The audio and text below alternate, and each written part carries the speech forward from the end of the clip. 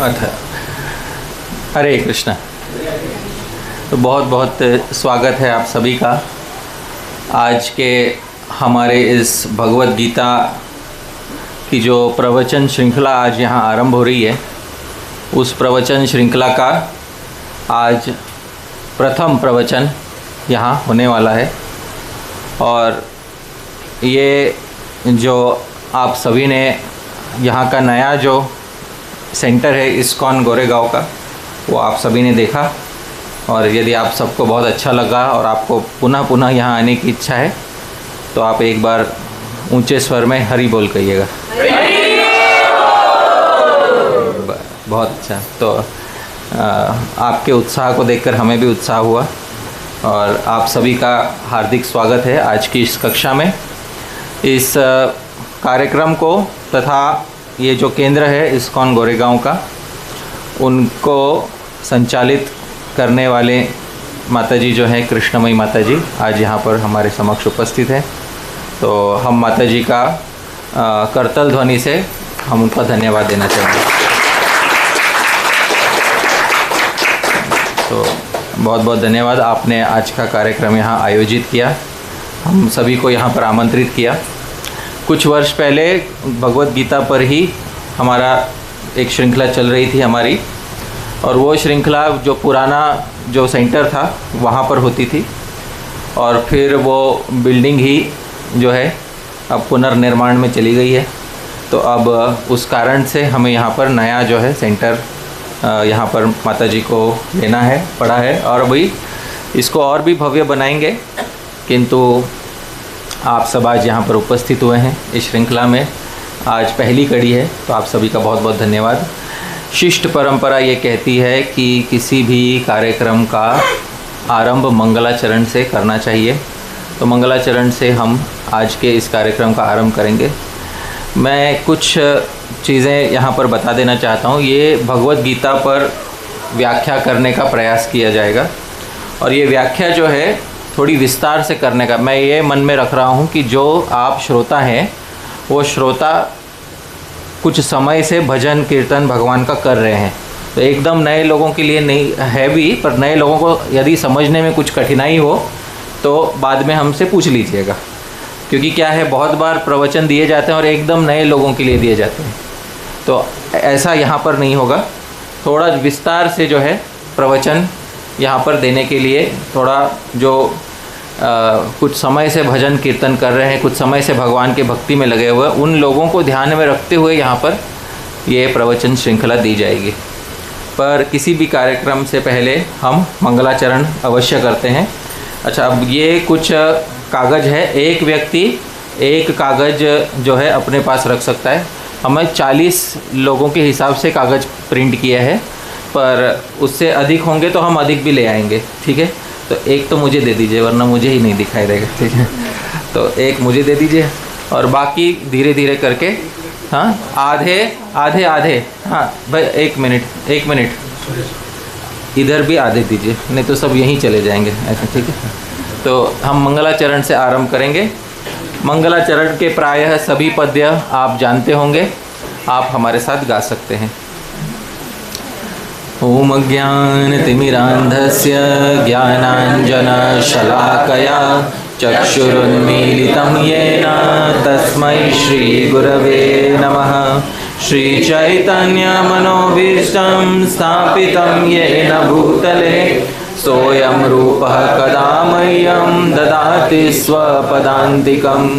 वन्देऽहं श्रीगुरो श्रीयुतपदकमलं श्रीगुरून् वैष्णवांश्च।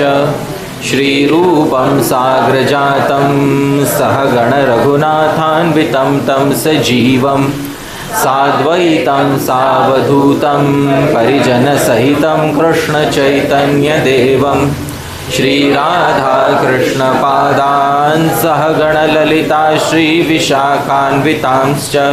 नमो विष्णुपादाय कृष्णप्रेष्ठाय भूतले श्रीमते भक्तिवेदांत स्वामिन्निधि नामिने।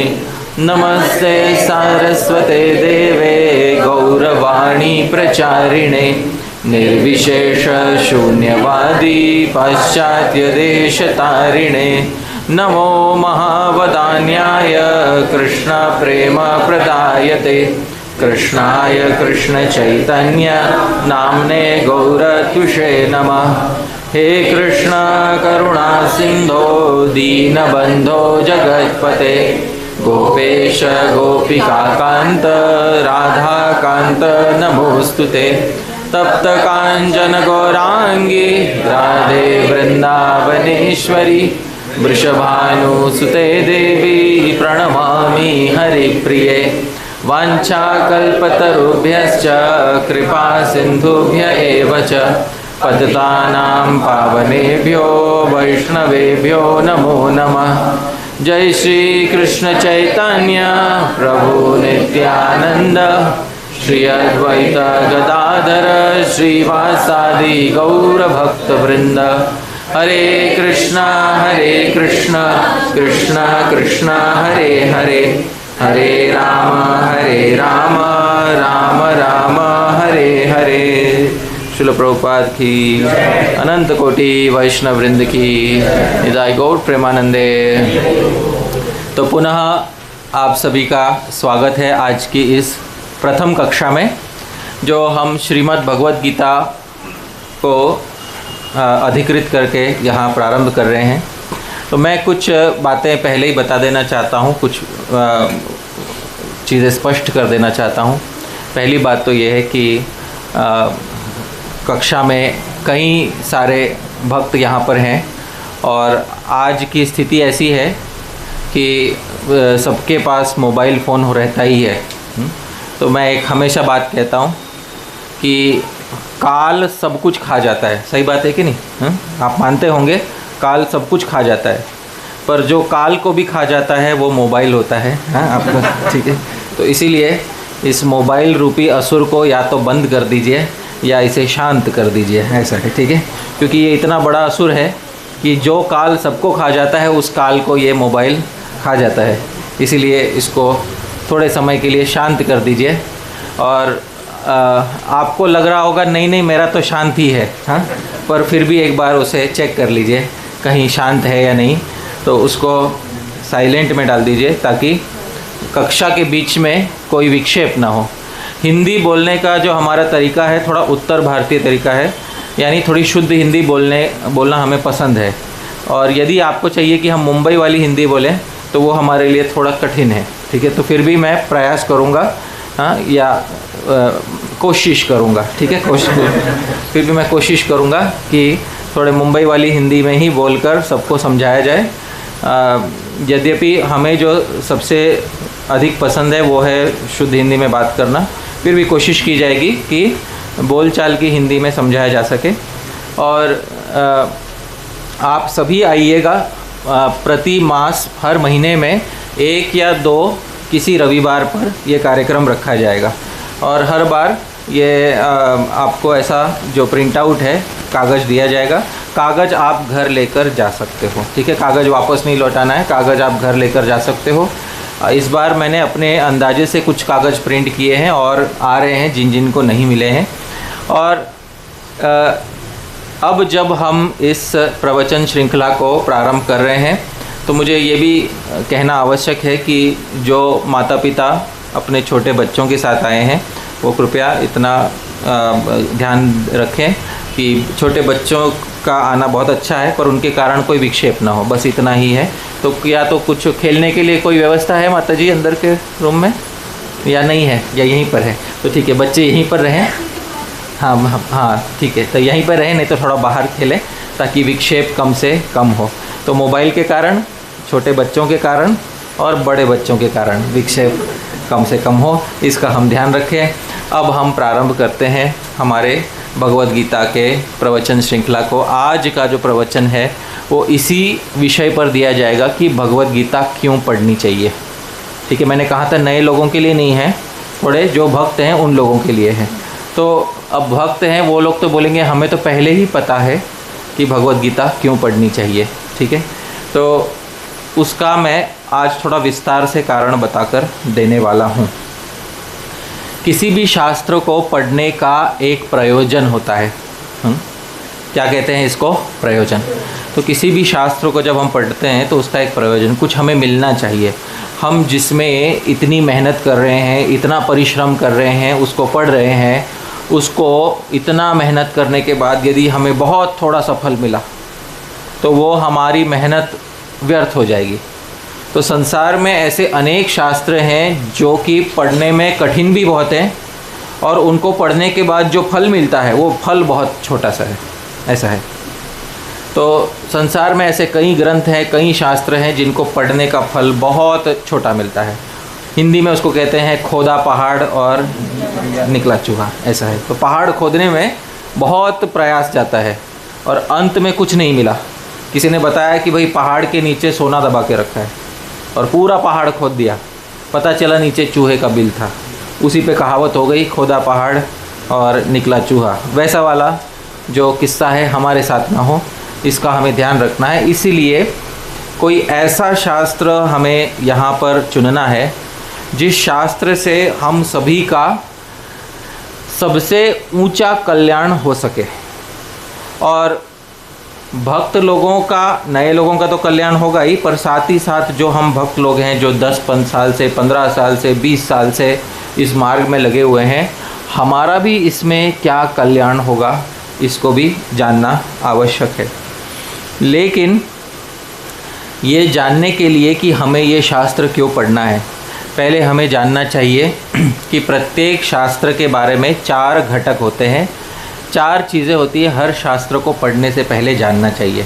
तब हमें समझ में आएगा कि वो शास्त्र पढ़ने योग्य है अथवा नहीं है। तो उसको कहते हैं अनुबंध चतुष्टय, मतलब 4 चीज़ें हर शास्त्र के पहले जानने लायक है। और वो 4 चीज़ें क्या है वो मैंने सबसे पहले पंक्ति में वो श्लोक है, उस श्लोक को मैं गाऊंगा, मेरे पीछे पीछे आप गाइएगा। अधिकारी च संबंधो विषयश्च प्रयोजनम ग्रंथादावेव वक्तव्यम अनुबंध चतुष्टयम। देखिए, अनुबंध चतुष्टयम, 4 जो है अनुबंध कहते हैं। अनु मतलब ये साथ में ही बंधे हुए रहते हैं हर ग्रंथ के। जब भी कोई ग्रंथ लिखा जाता है, और विशेष रूप से वैदिक परंपरा में जब कोई ग्रंथ लिखा जाता है तो इन 4 को ध्यान में रख के कोई ग्रंथ लिखा जाता है। तो इसको कहते हैं अनुबंध, ये साथ में बंधे हुए हैं हर ग्रंथ के। और कितने हैं ये? चतुष्टयम। कितने हैं ये? 4।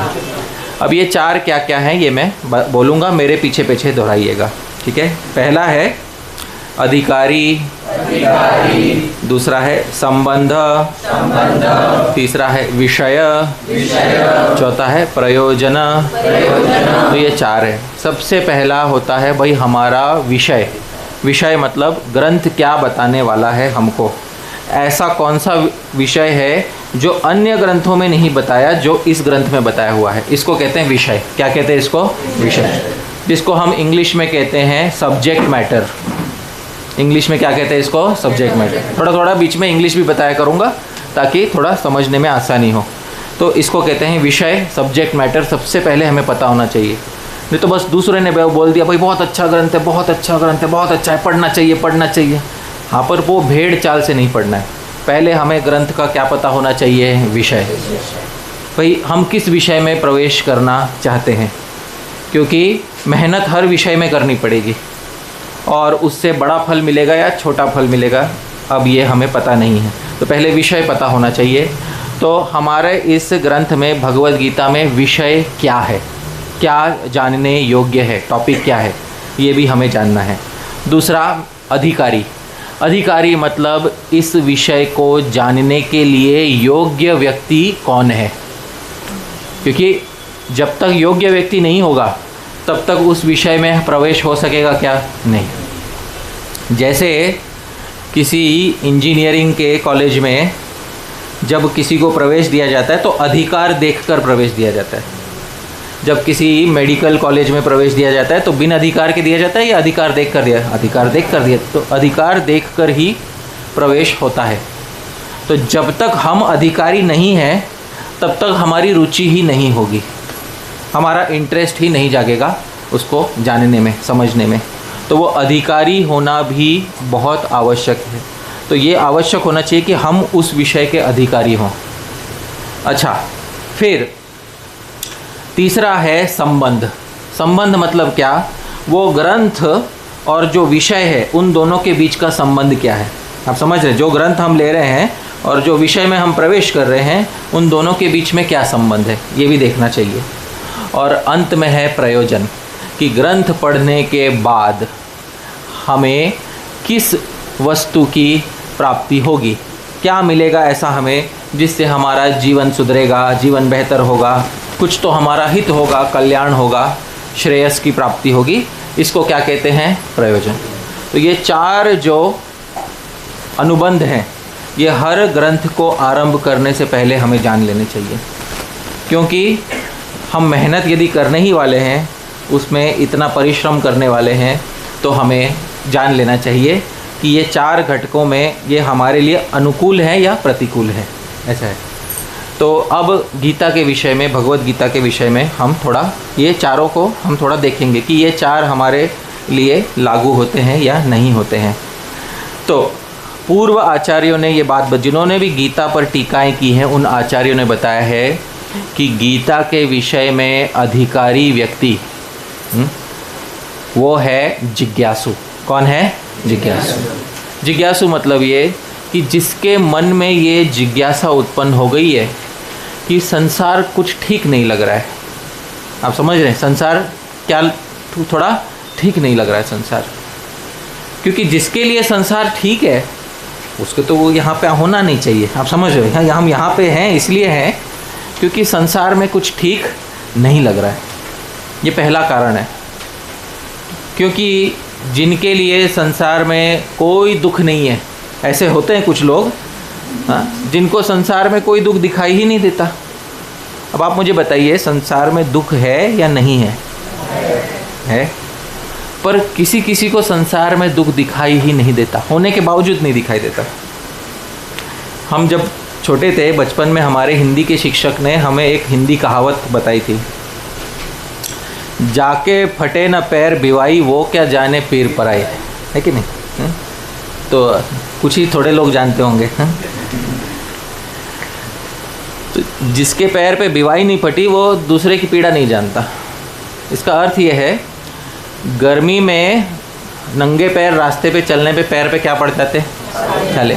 तो जिसके पैर पे आज तक छाले नहीं फटे उसको ये नहीं पता चलेगा कि दूसरों को क्या दुख होता है, छालों का दुख क्या होता है, उसको तब तक समझ नहीं आया। उसको लाख ग्रंथों में बता दो कि छाले पड़ते हैं पैर में, है ना, उसमें कष्ट होता है, उसमें क्लेश होता है, उसमें बहुत दवाई लगानी पड़ती है, हाँ? और वो गर्मी इतनी चढ़ जाती है कि पेट में घुस जाती है। आप समझ रहे हैं? हाँ, सर पकड़ लेता है वो। उसको लाख बता दो आप, लेकिन वो बताने के बावजूद भी उसको वो तब तक समझ नहीं आएगा। कब तक समझ नहीं आएगा उसको? जब तक उसको व्यक्तिगत रूप से उसका अनुभव नहीं होगा। तो जाके फटे न पैर बिवाई वो क्या जाने पीर पराई, ऐसा कहते हैं। तो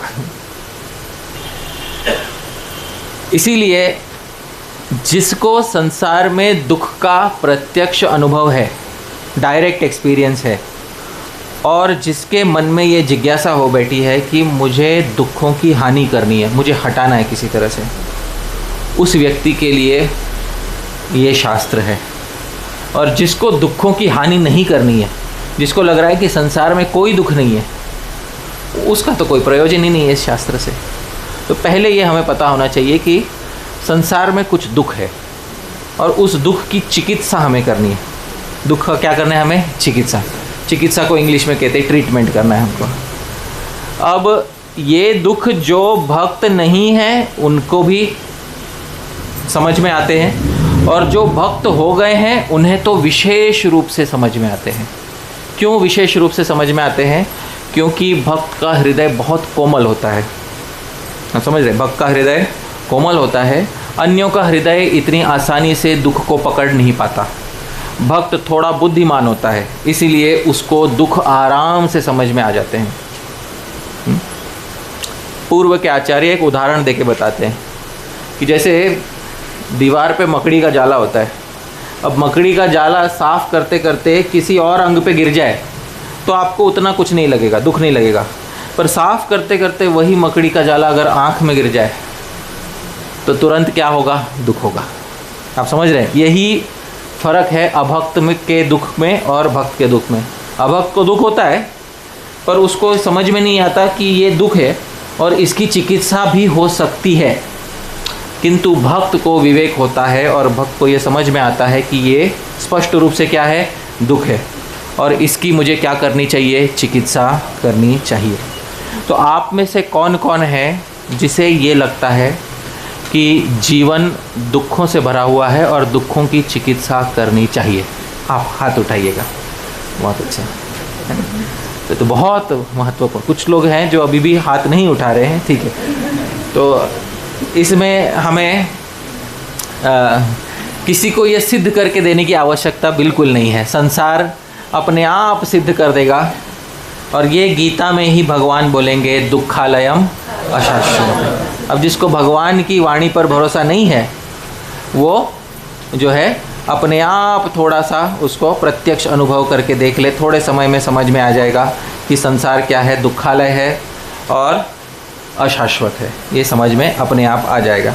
अच्छा, तो जो जिज्ञासु व्यक्ति है, अब उस जिज्ञासु व्यक्ति में चाहे कामनाएं हो या कामनाएं ना हो, हाँ, किसी किसी जिज्ञासु में कामना होती, मुझे भोगना है संसार।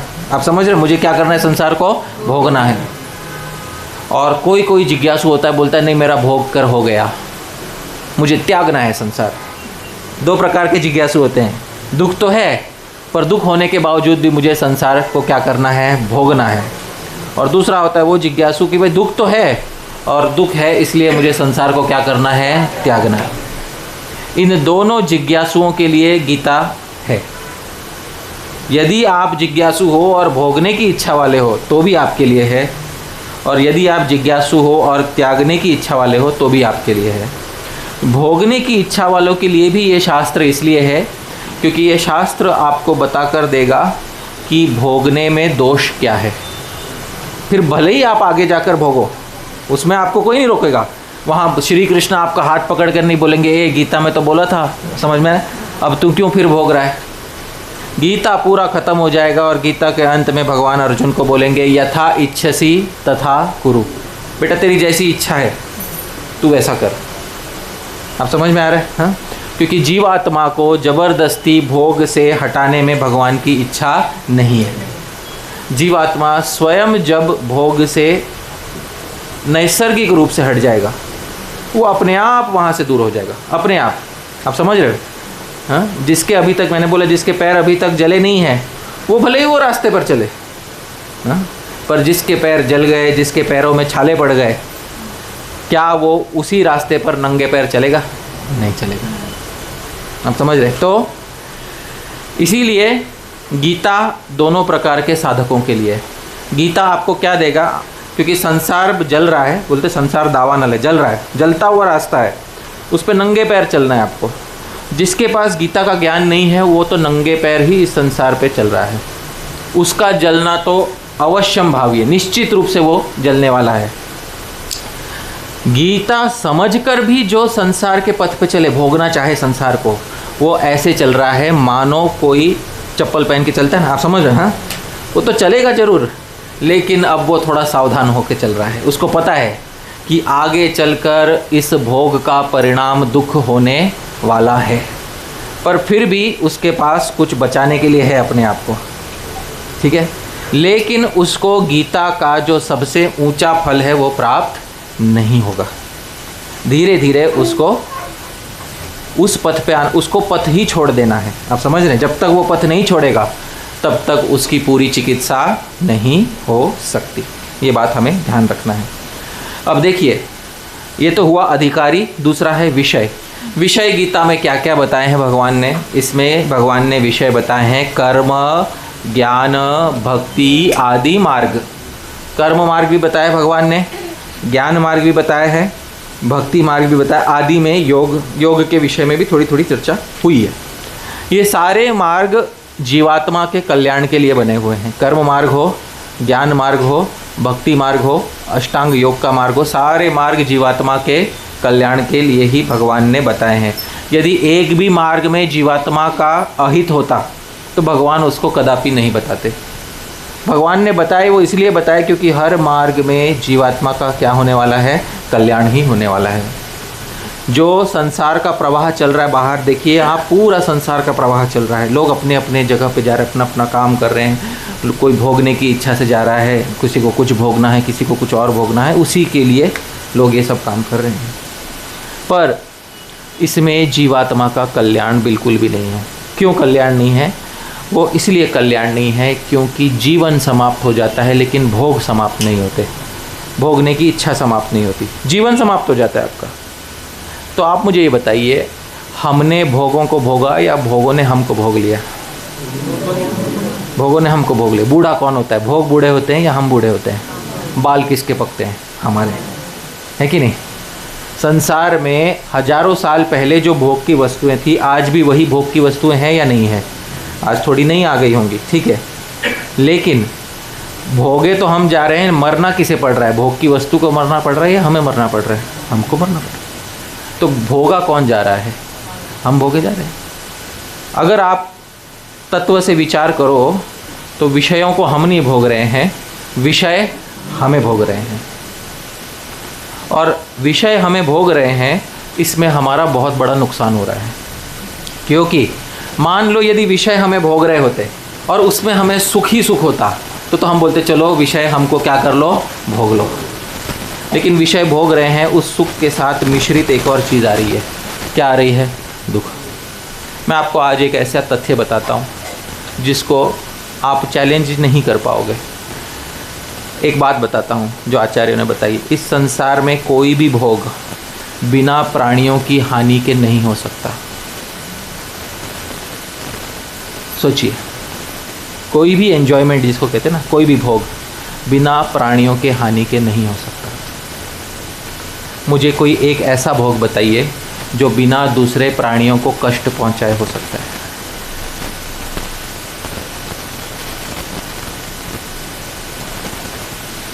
एक कोई भी ऐसा भोग है खाने के लिए, यदि खाना है कुछ, दूसरे प्राणियों को कष्ट देना पड़ेगा या नहीं देना पड़ेगा? पेड़ पौधे हैं ना, वहीं से फल दूँ, पेड़ को कष्ट होगा या नहीं होगा? सही बात है कि नहीं? आपको खाना है, उसके लिए भी आपको क्या करना पड़ेगा? दूसरे को कष्ट देना पड़ेगा।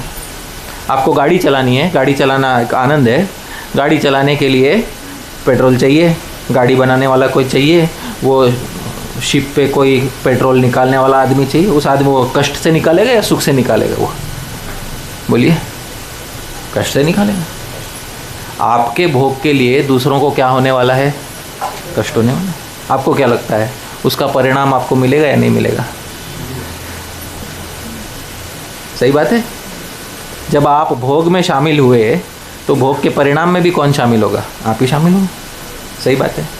तो संसार में ऐसा एक भी भोग नहीं है जो प्राणियों की हिंसा किए बिना मिल सके।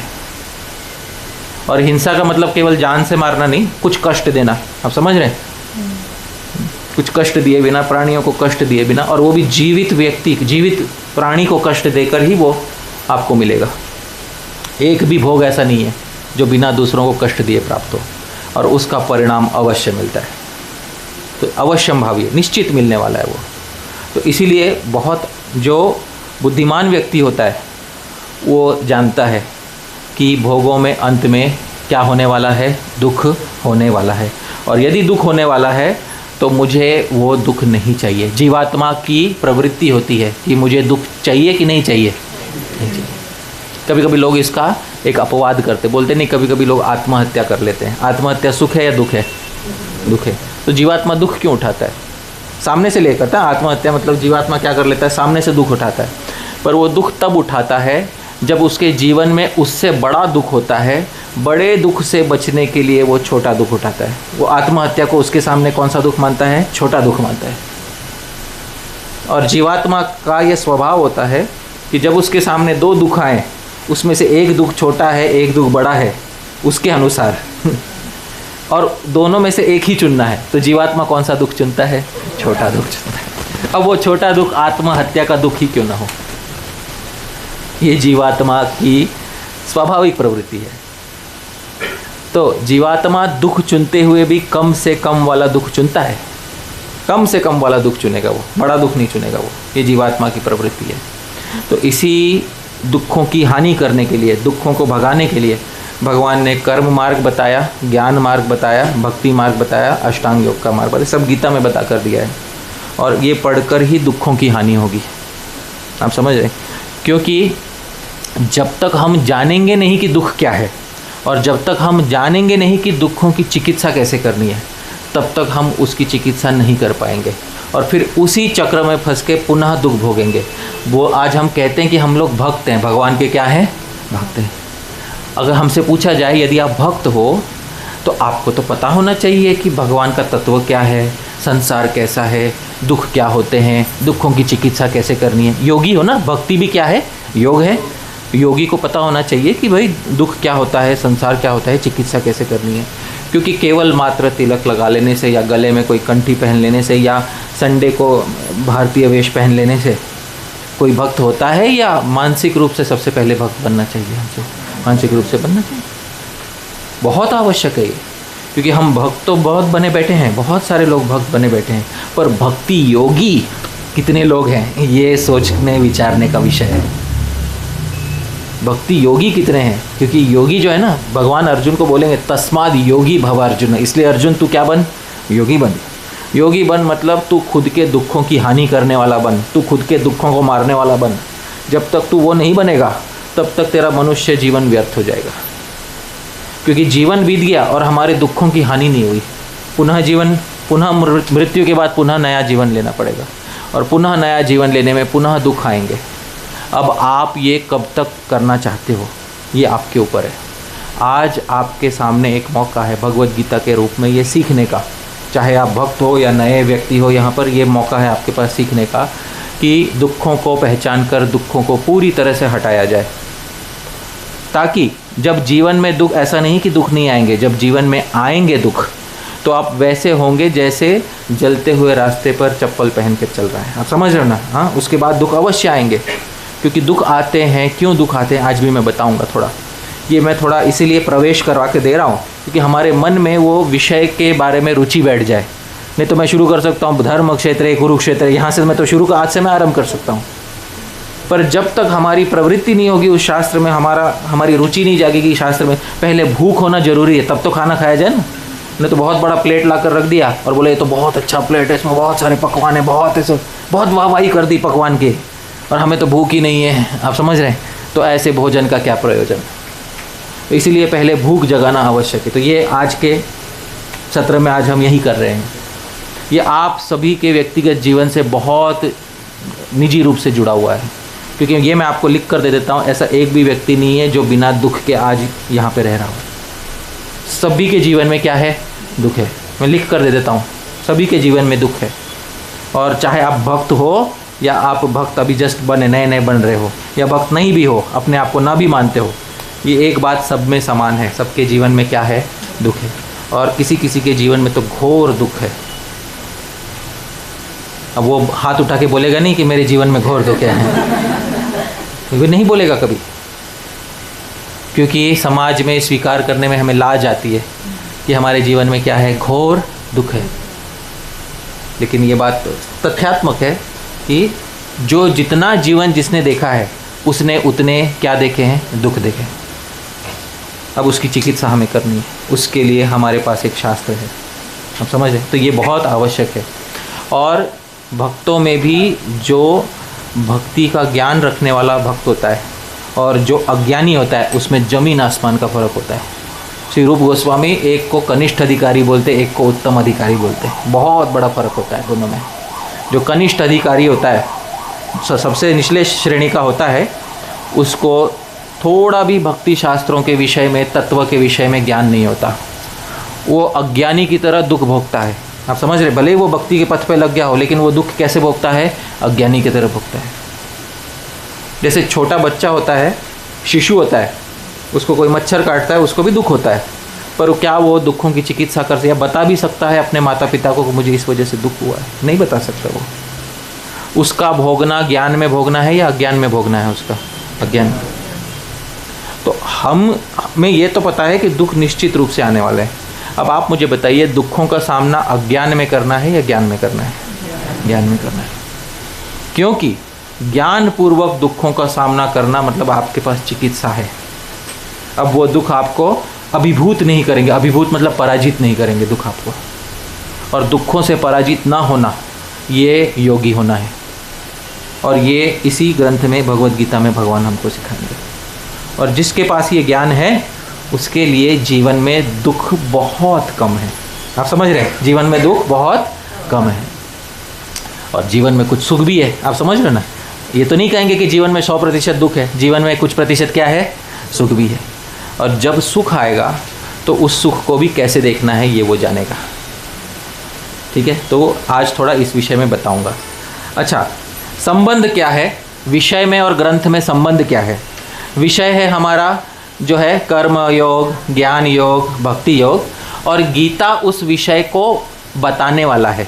गीता उस विषय को क्या करने वाला है? बताने वाला। इसको कहते हैं बोधक, बोध्य भाव। बोधक मतलब गीता उसका बोधक है, गीता बताने वाला है। और कर्म, ज्ञान, भक्ति योग ये बोध्य है, ये जानने लायक विषय है। आप समझ में आ रहे हैं? हाँ, इंग्लिश में मैं बता देता हूँ। Denoter, denoted. आप समझ, denoter and denote. Gita denoter है, कर्म योग, ज्ञान योग, भक्ति योग क्या है? डिनोटेड है। ठीक है, बोधक है और बोध्य है। ऐसा उसको हिंदी में थोड़ा समझने में कठिन हो सकता है। बोधक है और बोध्य, डिनोटर एंड। गीता डिनोटर है और कर्म, ज्ञान, भक्ति योग क्या है? डिनोटेड।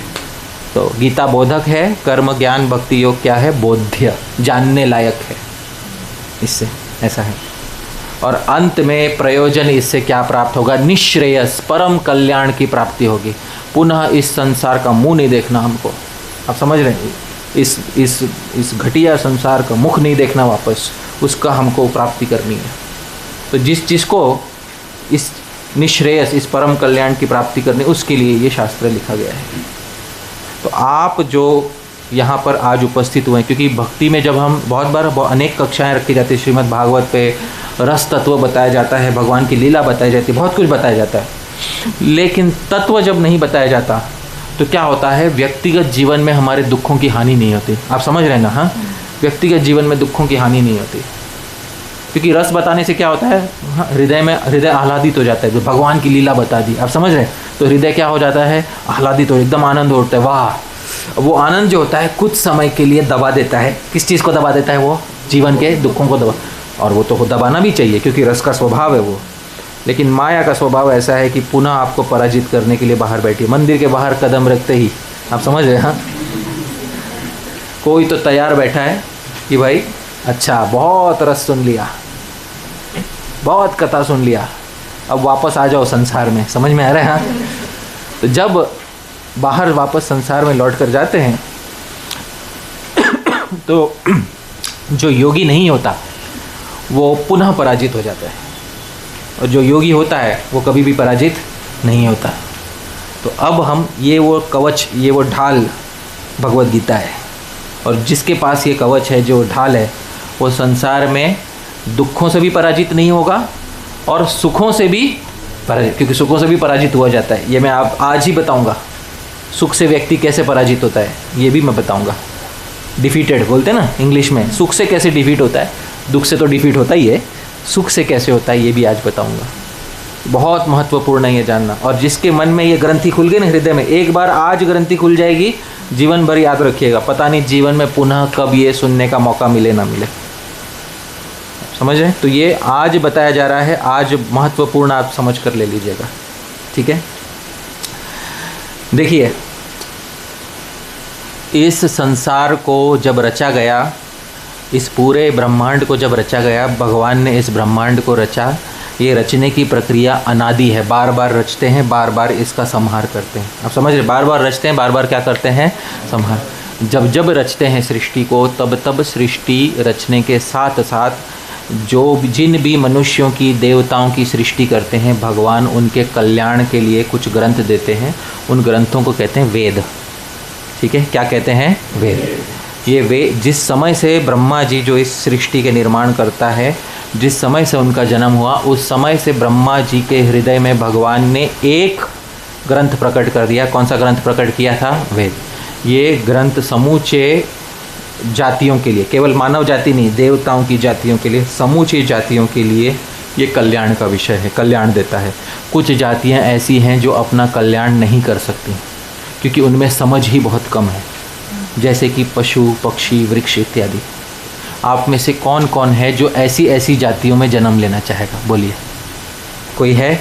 यदि आपको कहा जाए कि अगला जन्म कीट पतंगे का, वृक्ष का इत्यादि का लेना है, आप में से कोई है जो वो जन्म लेना चाहेगा? पर ये बात तो तथ्य है कि ऐसे जन्म होते हैं। ये तो आपने आंखों से देखा है कि ऐसे जन्म होते हैं। किसके होते? जीवात्मा को ही होते हैं। वो जीवात्मा किन में से चुने? हम में से ही तो चुने जाते हैं, कहीं बाहर से तो लाते नहीं हैं। आप समझे? हम में से ही चुने जाते हैं। अच्छा मुझे बताइए, कीट पतंग, पेड़, पशु, पक्षी, ये लोग दुख भोगते हैं या नहीं भोगते हैं? इनका दुख भोगना ज्ञानपूर्वक होता है या अज्ञानपूर्वक होता है? अज्ञानपूर्वक है। अज्ञान से दुख भोगते हैं ये लोग।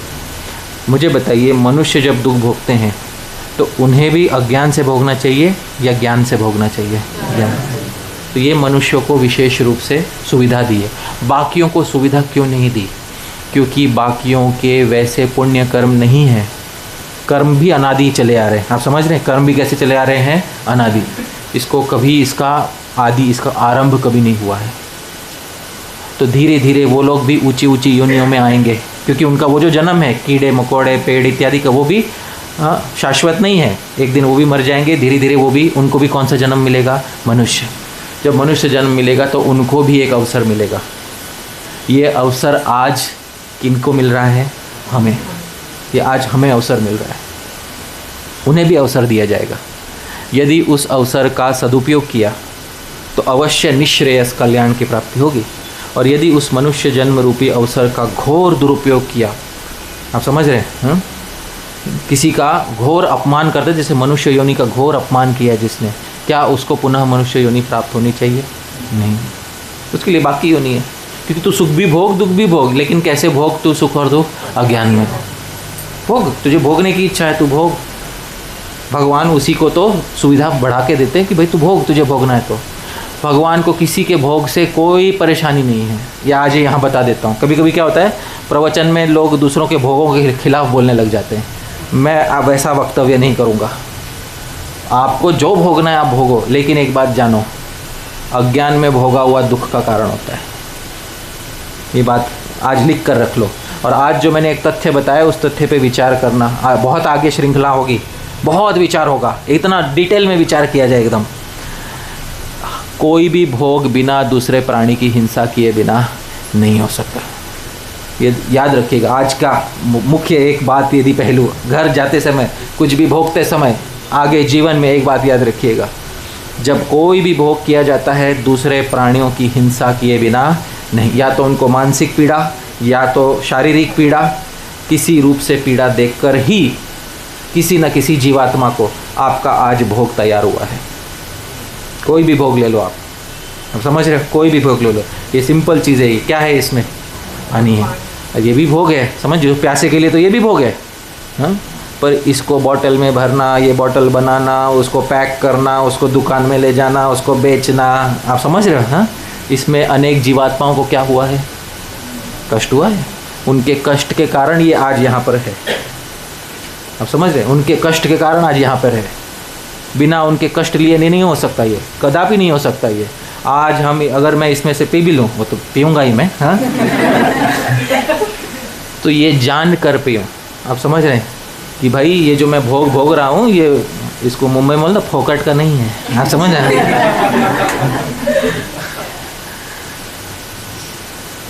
कुछ भी फोकट का नहीं है यहाँ पर, कुछ भी फ्री में नहीं है यहाँ पर।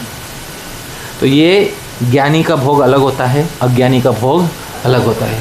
तो यदि मैंने दूसरों को हिंसा पहुँचा के कुछ भोगा है, तो मैं ऐसा क्या करूँ कि इस भोग के बदले मुझे क्या नहीं मिलना चाहिए? दुख नहीं मिलना चाहिए। तो बुद्धिमान व्यक्ति करना सोचेगा इस विषय में। तो इसलिए भगवान ने वेद बनाए व्यक्ति को ये बताने के लिए कि भाई तुम भोगो। संसार किस लिए बनाया भगवान ने? भोगने के लिए बनाया। सही बात है, संसार क्यों बनाया भगवान ने? भोगने के लिए बनाया जीवात्माओं के। भोगो, लेकिन ऐसे भोगो कि तुम्हें भविष्य में उसका क्या नहीं हो, दुख नहीं हो। हाँ, इसके लिए भगवान ने शास्त्र बनाए। शास्त्रों का नाम क्या है? वेद। ये बनाए। तो भोगो, भोगने में भगवान तो इसीलिए पूरा संसार ही भोगने के लिए बनाया। जीवात्मा और भगवान दोनों आनंद के लिए ही तो हैं। सही बात है ना? जीवात्मा क्यों है? आनंद उठाने के लिए। और भगवान भी क्यों है? आनंद उठाने के लिए। पर यदि आपके आनंद से दूसरे को क्या हो रहा है? कष्ट हो रहा है, तो भाई कुछ चिकित्सा करो जिससे कि वो कष्ट जो है उसका कुछ निवारण हो सके। इसीलिए बहुत आवश्यक है कि हम शास्त्रों को ध्यान में रखते हुए भोग करें। और क्योंकि वेद अधिकांश लोग नहीं जान सकते, नहीं पढ़ सकते, इतना गूढ़ विचार अधिकांश लोगों का नहीं होता। ये ऋषियों का होता है, योगियों का होता है ये विचार। साधारण मनुष्य की तो बुद्धि यहाँ तक नहीं जाती। साधारण मनुष्य पशु बुद्धि से भोग करता है। अरे मेरे सामने है, मैं भोग लिया, हो गया, खत्म हो गया। इतना क्या डिटेल विचार करना है, समझ है? मैंने बोला ना, मकड़ी का जाला किसी और अंग पे गिरना और आँख में गिरने में बहुत फ़र्क होता है। मैंने ये दृष्टांत दिया था। ये सही बात है ना? ये बहुत फ़र्क होता है, बहुत भेद होता है किसी योगी की दृष्टि में और किसी साधारण मनुष्य की दृष्टि में। तो साधारण व्यक्ति जब भोगता है तो वो ऐसा है कि भाई उसको उसके हाथ पे जैसे मकड़ी का जाला गिर गया, उसने हट हटा दिया, समझ रहा? हाँ, उसको कोई दुख वेदना नहीं होती उसको। पर जब बुद्धिमान मनुष्य भोगता है तो भोगते समय भी उसको एक दुख वेदना होती है कि भाई मैं भोग तो रहा हूँ, लेकिन ये फोकट का नहीं है, फ्री में नहीं है, ये कुछ तो करना पड़ेगा, नहीं तो भविष्य में जो दुख होगा वो भी किसको होने वाला है? मुझे ही। और जीवात्मा का स्वभाव है कि भाई भविष्य में अगर दुख होने वाला है तो आज ही चिकित्सा कर लेता हूँ। इसीलिए लोग इंश्योरेंस खरीदते हैं, समझ रहे हैं? छोटी छोटी, हाँ, इसलिए खरीदते हैं। खुद का दुख कोई नहीं चाहता, इतने स्वार्थी हम सभी हैं। सही बात है ना? तो हाँ, यदि खुद का दुख नहीं चाहते तो भाई आज ही कुछ व्यवस्था कर लो, क्योंकि भविष्य में आज जो दुख आया है, आज जीवन में दुख आया है, आपको क्या लगा है वो फ्री में आया है या उसका कोई कारण है? कारण है ना उसका, बिन कारण के नहीं आया है। तो वो दुख की चिकित्सा हमें थोड़ी सी करनी या सीखनी है। उन्हीं 4 वेदों का सार महाभारत में निकाल कर दिया भगवान ने, कि जो लोग नहीं जानते थे वेदों को, उनके लिए वो सार किस में निकाल कर दिया? महाभारत में। और उस महाभारत का हृदय यदि कोई ग्रंथ है तो वो कौन सा ग्रंथ है? भगवद गीता। ये वेदों का सार है, ये वेदों का सार महाभारत में दिया। और महाभारत के अंत में व्यासदेव जी ने एक बहुत अच्छी पंक्ति लिख दी, यद इहास्ति तदन्यत्र यन्नेहास्ति न तत्क्वचित। महाभारत में जो लिखा हुआ है उसको चोरी करके लोग अन्य अन्य जगह पे लिखते मिलेंगे आपको, पर जो महाभारत में नहीं लिखा है वो आपको कहीं और नहीं मिलेगा। इतना बड़ी घोषणा जो है श्री व्यासदेव जी ने कर दी। महाभारत में सब कुछ आपको मिलेगा। और इस महाभारत का हृदय वो भाग है जिसमें स्वयं भगवान आकर बोलते हैं। और वो कौन सा भाग है महाभारत का? भगवद गीता। ये इसका सबसे मुख्य भाग है। अच्छा देखिए, यहाँ पे नीचे लिखा है, मेरे पीछे बोलिए, भारते सर्ववेदार्थो भारतार्थश्च कृत्स्नशः गीतायामस्ति तेनेयम् सर्वशास्त्रमयी मता। बहुत अच्छे टीकाकार हुए श्री नीलकंठ चतुर्धर, यही महाराष्ट्र के थे। चतुर्धर से आज महाराष्ट्र में सरनेम आ गया चौधरी। चतुर्धर, 4 वेदों को धारण करने वाला। आप समझ रहे हैं? इसका बाद में क्या हुआ? चौ मतलब कितना होता है? 4। धरी मतलब धारण करने वाला। तो नीलकंठ चतुर्धर जो है यहाँ बहुत अच्छे टीकाकार, उन्होंने बोला कि भारते सर्व वेदार्थो, महाभारत में सारे वेदों का क्या दिया हुआ है? अर्थ। भारते सर्व वेदार्थो भारतार्थश्च कृष्णशः गीतायामस्ति। और महाभारत का ही अर्थ कौन से शास्त्र में दिया हुआ है? गीता में दिया हुआ है। इसलिए सर्वशास्त्रमयी मता, गीता सारे शास्त्रों का सार है। पर हम गीता को कभी कभी इसलिए नहीं समझ पाते कि इतनी बार गीता देखी, इतनी बार देखी है, बचपन से लेकर आज तक गीता ही गीता देखी, इतने लाखों गीताएं देखी हमने, ये हमें लगता है अरे ये तो मुझे आती है। अरे भाई, यदि तुम्हें आती तो तुम्हारे दुखों की चिकित्सा ना हो जाती आज तक। समझ में आ रहा है? एक ही टेस्ट करना है, एक ही परीक्षा लेनी है। हाँ, जो ये बोलता है, कौन कौन बोलता है मुझे गीता आती है? अब कोई नहीं बोलेगा। अब कोई नहीं बोलेगा। रास्ते पे भारतीय लोगों को पूछा गीता आती है? हाँ हाँ आती है। दुखों की चिकित्सा हुई? नहीं, वो नहीं हुई। तो फिर काहे की गीता आती है? आप समझ रहे हैं? शास्त्रों में एक बात बोली गई है कि जो केवल कंठस्थ करता है शास्त्रों को पर उसके अर्थ को समझ के जीवन में नहीं लगा सकता, वो वैसा होता है जैसे बोझ ढोने वाला पशु होता है ना।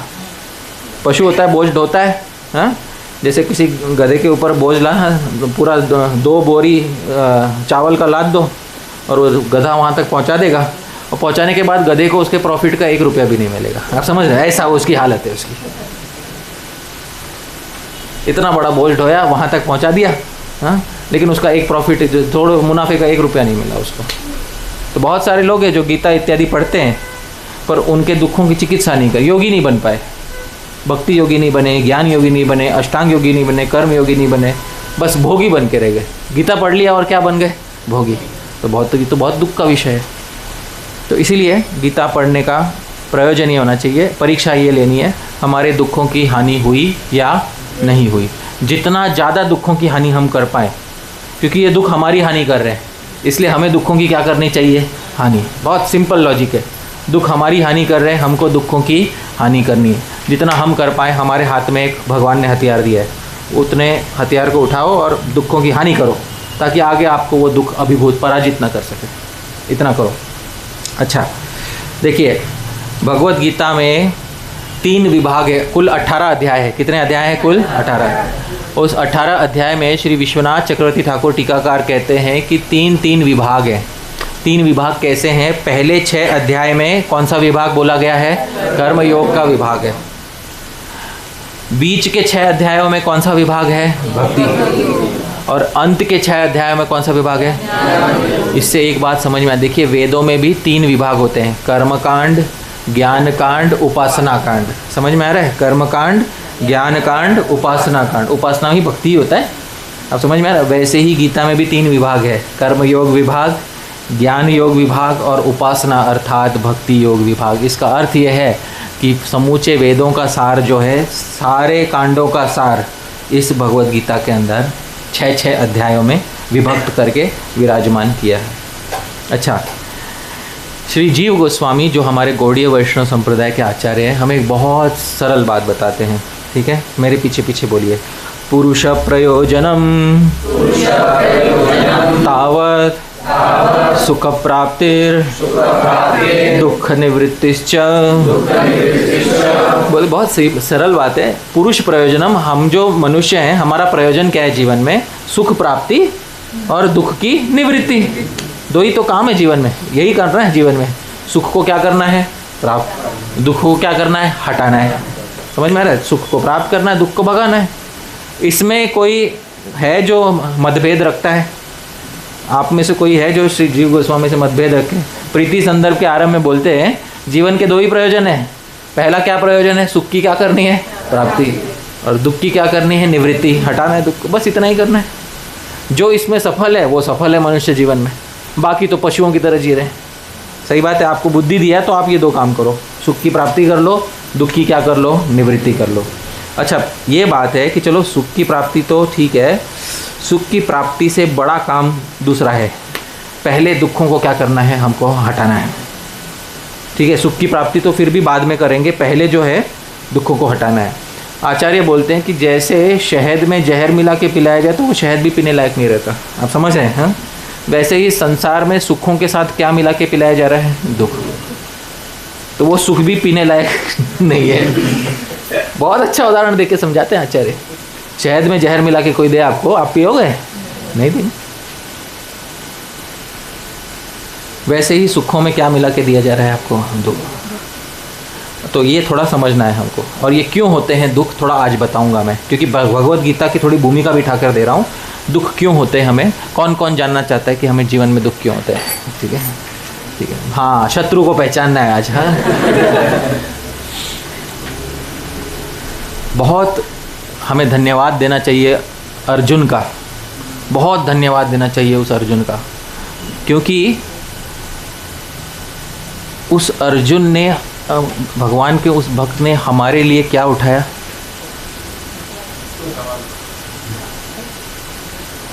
हमारे लिए दुख उठाया अर्जुन ने। आप समझ रहे हैं? अर्जुन के लिए सब अच्छा चल रहा था,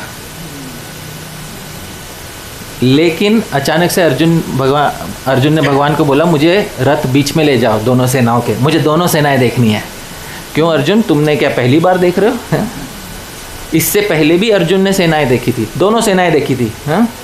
कहाँ देखी थी? वो जब मत्स्य देश में उनका अज्ञातवास खत्म हुआ था पांडवों का, तो सारे कौरव आक्रमण करने के लिए आ गए थे, उनका अज्ञातवास खत्म करने आए थे, है कि नहीं? और तब सारी सेना सामने सामने अर्जुन ने आंखों से देखी थी। उस समय अर्जुन को कोई दुख नहीं हुआ था। एक अकेले अर्जुन ने पूरी कौरव सेना को पराजित किया था, उसी दिन किया था। 18 दिन नहीं लगे थे उसमें। कितने दिन में हो गया था वो? एक ही दिन में हुआ था। एक ही अस्त्र में भीष्म पितामह को भी धराशायी कर दिया था अर्जुन ने। उस समय अर्जुन को कोई मोह या दुख हुआ था क्या? नहीं। आज का दिन अलग था। भगवान दोनों सेनाओं के बीच में ले गए और अर्जुन को बोला, देख अर्जुन, ऐसा हाथ दिखा के बोले, देख अर्जुन, ऐसा हाथ दिखा के बोले, देख अर्जुन, यहाँ तेरे पितामह, पिता रूपी संबंधी, सगे साले सब है यहाँ पे। और उस समय अर्जुन के मन में अचानक से एक ऐसी भावना उत्पन्न हुई जो पहले नहीं हुई थी कभी भी।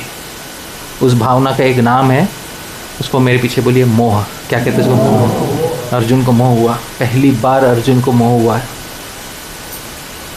और अच्छा, वो मोह के कारण अर्जुन को दुख हुआ। अब मुझे ये बताइए, दुख हमें तब होता है क्योंकि पिछला कोई बुरा कर्म होता है ना, उस बुरे कर्म के परिणाम स्वरूप हमको क्या मिलता है? दुख। अर्जुन का पिछला कोई बुरा कर्म नहीं था, फिर भी अर्जुन को वहाँ पर क्या हुआ? दुख हुआ, मोह हुआ। ये दुख केवल भगवान की सेवा के लिए अर्जुन ने उठाया। आप समझो, ये दुख केवल किसके लिए उठाया अर्जुन ने? भगवान की सेवा। ये न्याय है कि अन्याय है कि आपका बुरा कर्म ना हो फिर भी आपको दुख हो? न्याय है या अन्याय है? ये अन्याय। पर भगवान के भजन के लिए, भगवान की भक्ति के लिए ये अर्जुन ने सहन किया,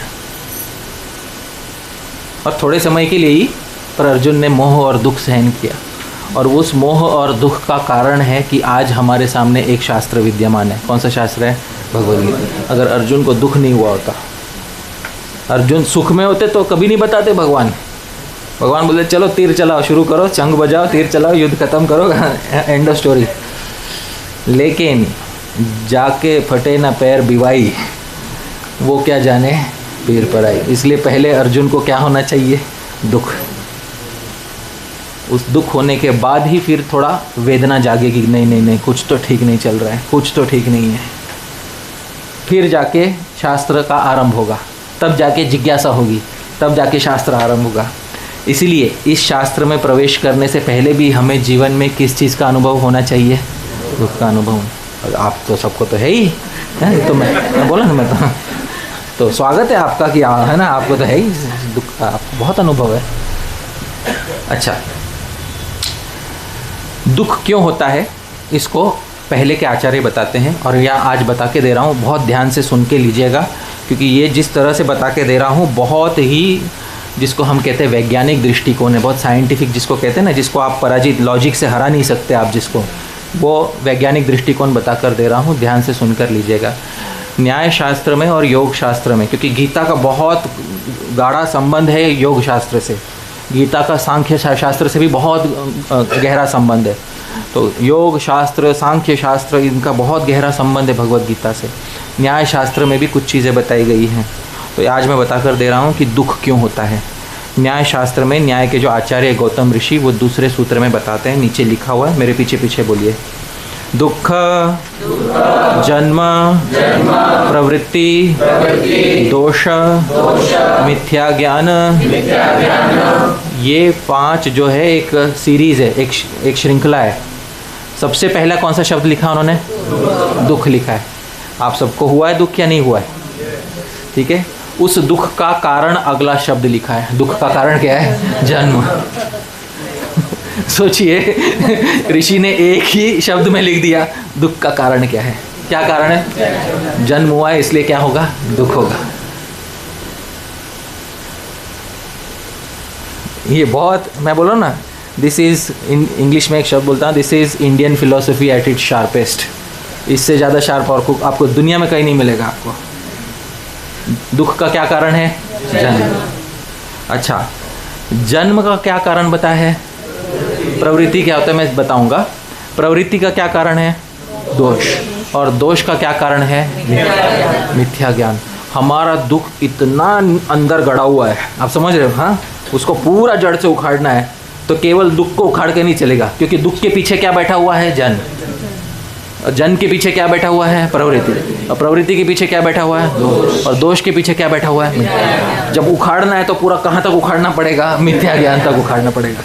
मिथ्या ज्ञान उखाड़ लिया तो आप क्या उखाड़ लोगे? दोष। दोष उखाड़ लोगे तो क्या उखाड़ लोगे? प्रवृत्ति। प्रवृत्ति उखाड़ लोगे तो क्या उखाड़ लोगे? जन्म। और जब जन्म ही नहीं होगा तो फिर क्या नहीं होगा? दुख ही नहीं होगा। सोचिए, ठीक है। अब आप कौन कौन है जो मूल पे आघात करना चाहता है? बोलिए, कौन कौन है जो मूल क्या है हमारा?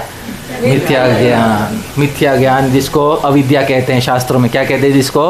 अविद्या।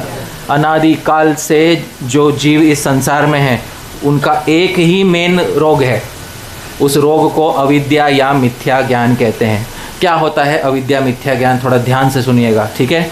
और ये रिकॉर्डिंग भी आप बार बार पुनः पुनः सुन सकते हैं आप, ठीक है। क्या होता है मिथ्या ज्ञान मैं बताता हूँ।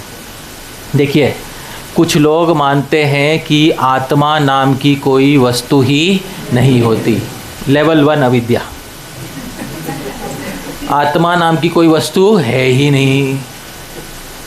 आत्मा को ना मानना, ये सबसे पहली क्या है? अविद्या। आत्मा को ना मानना मतलब अपने आप को ही नहीं मानना। आप समझ, मैं ही नहीं हूँ, समझ में? तो फिर तुम हो कौन? अगर तुम ही नहीं, अगर आत्मा ही नहीं है तो तुम कौन हो? तो ये लेवल 1 अविद्या तो ये है, ठीक है। फिर दूसरी अविद्या ये भी होती है, दुख को सुख मानना। दुख को क्या मानना? सुख मानना। ये भी एक अविद्या है। अब मानो या ना मानो, दुख को लोग क्या मान लेते हैं? सुख मानते हैं, है कि नहीं? हा? अब उसका एक उदाहरण भी दे देता हूँ मैं, ठीक है।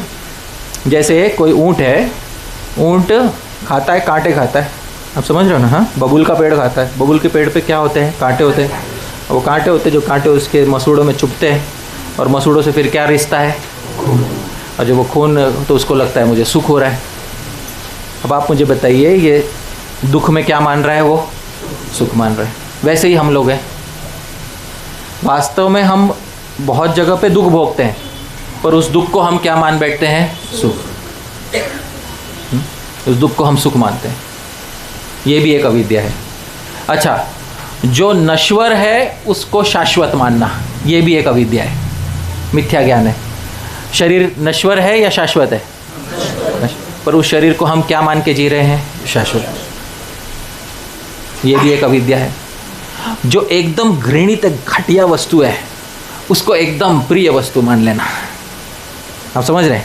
एक बहुत अच्छा श्लोक है भर्तृहरि का, क्रिमकुलचितम लाला क्लिन्नम विगंधि जुगुप्सितम। रास्ते पे हड्डी पड़ी हुई है, उस पर कीड़े मकोड़े रेंग रहे हैं, उस पर लाल लगी हुई है, लाल पता है ना? हाँ, सलाइवा। हाँ, उस पर गंदी बदबू आ रही है, वो कुत्ता आके उठा के चाटता है उसको। आप समझ रहे हैं? हाँ, कि कुत्ता उस घटिया वस्तु में घृणित वस्तु में प्रीति दिखा रहा है। ये विद्या है या अविद्या है? अविद्या है। सच बोल रहा हूँ ये। हाँ, आप बोलोगे ये विद्या नहीं है, ये क्या है? अविद्या है। पर जब हमारी बारी आती है तब स्त्री किसी पुरुष के घृणित शरीर से प्रेम करके बोलती आई लव यू, और पुरुष किसी स्त्री के घृणित शरीर से प्रेम करके क्या बोल देता है? I love you. अब आप लोग जो पुरुष लोग यहाँ खड़े हैं, यहाँ पे बैठे हैं, आप मुझे बताइए, पुरुष का शरीर स्वच्छ होता है अंदर से या मलिन होता है? बताइए। अरे जोर से बोलो। हाँ, ठीक है। तो जो स्त्री आपके देह से प्रेम करती है वो विद्या में करती है या अविद्या में करती है? देखो, सही बात है ना?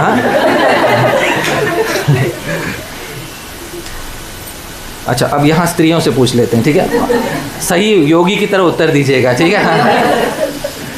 स्त्री का जो देह है अंदर से वो मलिन होता है या स्वच्छ होता है?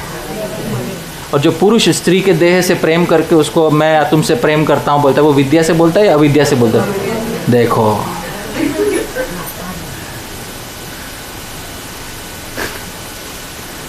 पर दोनों पक्ष एक दूसरे की बात नहीं मानेंगे। इसी का नाम क्या है? अभी मिथ्या ज्ञान है। ये सबसे जड़ यहीं पर है, यहीं पर जड़ है, यहीं से शुरू होता है। वो जो वस्तु हमारी रक्षा नहीं कर सकती उसको रक्षक मान लेना, ये भी एक अविद्या है।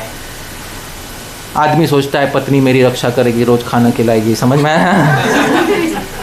पत्नी सोचती है पैसा कमा के लाएगा, घर बनाएगा मेरे लिए, समझ में आ रहा है? हाँ, जो व्यक्ति वस्तु हमारी रक्षा नहीं कर सकते उनको अपना क्या मान लेना? रक्षक मान लेना, ये भी एक अविद्या है।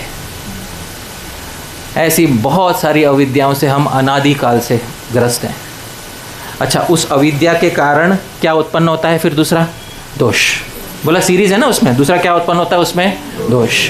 उसमें दोष क्या होने लग जाता है? व्यक्ति सोचने लगता है अरे कुछ नहीं, संसार भोगने के लिए है, सब अच्छा चल रहा है, क्या है, सब मेरे भोगने के लिए तो संसार ही है, समझ में आ रहा है?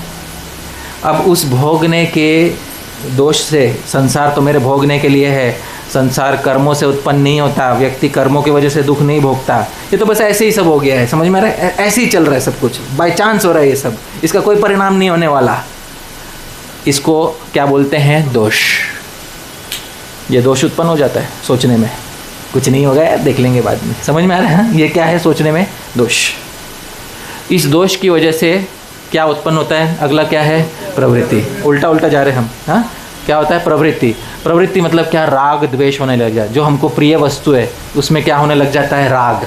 राग मतलब क्या होता है? अटैचमेंट। हाँ, किसी भोग को भोग लिया, फिर भोग को भोगने के बाद उसकी जो मीठी याद आती है ना, हाँ, उसको क्या कहते हैं? राग। फिर उसका हो जाता है राग।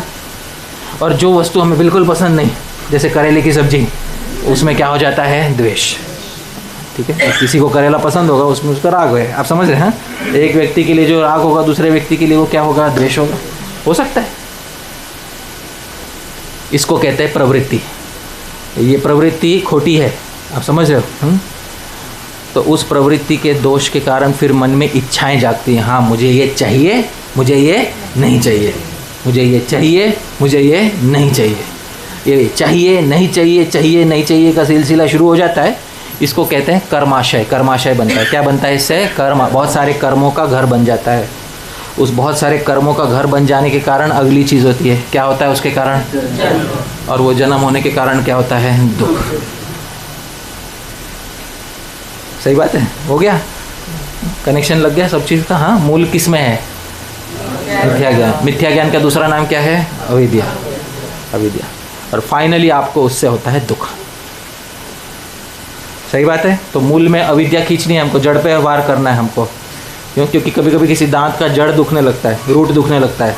हाँ, तो वो केवल ऊपर ऊपर से नहीं, ब्रश करके नहीं चलेगा उस पर। हाँ, उस पर जड़ पे वार करना होगा, नहीं तो फिर दुख बना रहेगा आपका।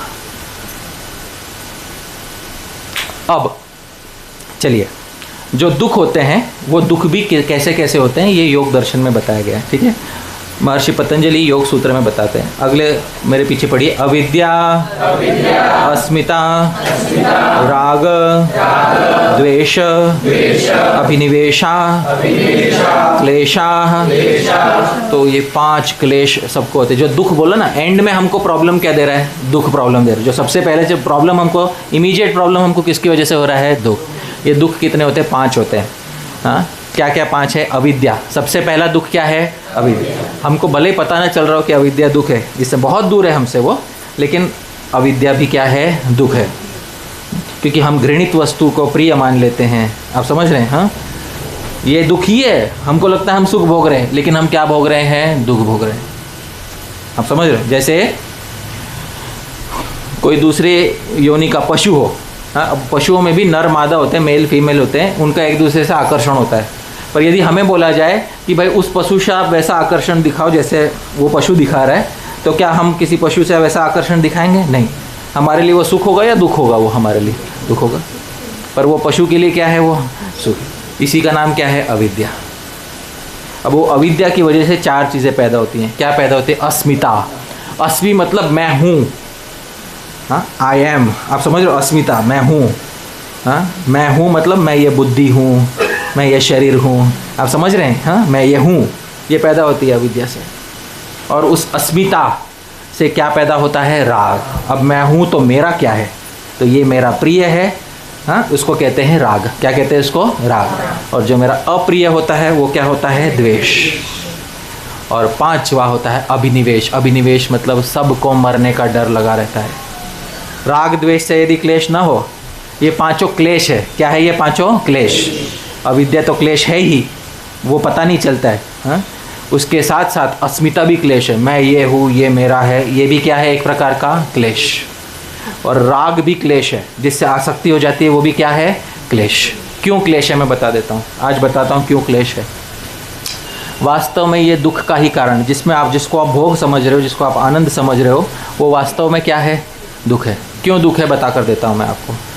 वो दुख इसलिए है क्योंकि आप अपने मन में आपका सबसे फेवरेट भोग मन में रख लो, जो आपको सबसे, दुनिया की सबसे एंजॉयबल चीज़ लगती है वो रख लो। उसमें कुछ तो होने वाला है। सबसे पहला होने वाला है, मेरे पीछे बोलिए, परिणाम। धीरे धीरे बदलने वाली है। और वो सुख किस में बदलने वाला है? दुख में। कभी कभी कोई ऐसा सपना देखा होगा ना, जो शुरुआत में बहुत अच्छा है, फिर धीरे धीरे नाइटमेयर बन जाता है, समझ रहे हैं? वैसा ये संसार है। शुरुआत में तो बहुत अच्छा लगता है, बाद में घोर बन जाता है। ऐसा सपना होता है ना, कभी कभी देखे होंगे हमने। वैसा ये भोग है, परिणाम में दुख देने वाला है। चलो, परिणाम में दुख नहीं देगा तो भी राग की वजह से दुख देगा। जैसे किसी चीज़ में आसक्ति हो गई, मान लीजिए किसी को सिगरेट फूकने में आसक्ति हो गई, उसका राग हो गया, उसमें क्या हो गया? उसका उसमें राग। अब राग हो गया तो उसका एक संस्कार बना, उसके एक अटैचमेंट हुआ। फिर जब वो सिगरेट नहीं है तो भी घर पे बैठा बैठा मन में आनंद ले रहा है, समझ रहे हैं? हाँ, इसी को राग कहते हैं। क्या कहते हैं इसको? राग। कल को वो सिगरेट ना मिले तो उसको दुख होगा या नहीं होगा? तो राग भी एक क्या है? क्लेश है, दुख है ये। राग भी क्या है? ये दुख है। राग तब दुख है जब नहीं मिलता, और द्वेष तब दुख है जब वो मिलता है। ये दोनों दुख है ये। राग भी दुख है। हाँ, पहले के ऋषियों ने सोच के तो लिखा है। राग भी क्या, जो आप, जिसको आप सुख समझ रहे हो, वास्तव में वो क्या है? दुख है। वो दुख कब है? जब वो नहीं मिलेगा। लिख के ले लो। और एक दिन तो आएगा ऐसा जब वो नहीं मिलेगा, एक तो दिन आएगा ही ऐसा। और द्वेष भी क्या है? वो तो दुख है ही, जब वो क्या होता है? जब वो मिल जाता है। बैंगन का भरता पसंद नहीं, आप समझ रहे हैं? हाँ, उससे राग है या द्वेष है? द्वेष। लेकिन आज वही सब्जी बनी है, सुख होगा या दुख होगा? दुख होगा, समझ। और फिर मान लो कैसे कैसे तो खा भी लिया, उसके बाद बैठ के 1 घंटा सोच रहा है, हाय कितना बुरा दिन गया मेरा, समझ रहे हैं? तो ये भी द्वेष भी दुख है। और अभिनिवेश, ये सब दुख ना हो तो अंत में एक सबसे बड़ा दुख तो सर पे मंडराता ही रहता है। कौन सा दुख मंडराता रहता है? मृत्यु का। मृत्यु का दुख मंडरा। तो इस दुख से छोटे छोटे कीड़े मकोड़े भी बचते हैं, ऐसा मारने जाओ तो दूर हो जाते हैं, आप समझ में आया? हाँ, जब छोटे छोटे कीड़े मकोड़े बचते हैं इससे, आप समझ रहे हो? इससे एक बहुत महत्वपूर्ण बात समझ में आती है। छोटे कीड़े को आप, मच्छर को मारने जाओ, मच्छर भी उड़ना चाहेगा। मक्खी को मारने, मक्खी भी उड़ना चाहेगी। क्यों वैसा? वो अपने आप को उस दुख से बचा रहा है, मृत्यु के दुख से। क्यों बचा रहा है? कभी सोचिएगा। उससे एक चीज़ आपको सिद्ध होगी। क्या सिद्ध होता है पता है? अनेक जन्मों में ये दुख का अनुभव हुआ है, इसीलिए इस दुख से बच रहा है। आप समझ रहे हैं? संस्कार है उस दुख का।